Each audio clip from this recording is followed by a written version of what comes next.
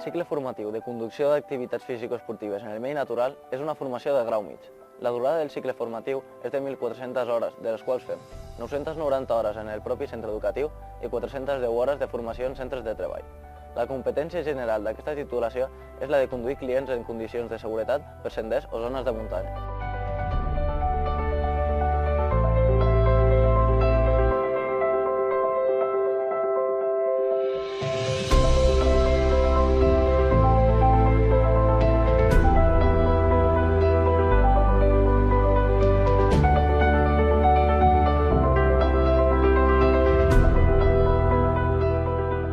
Les competències professionals clau són conduir clients per senders i rutes de baixa i mitjana muntanya i conduir clients en bicicleta i cavall per itineraris en el medi natural i realitzar l'administració, gestió i comercialització en una petita empresa.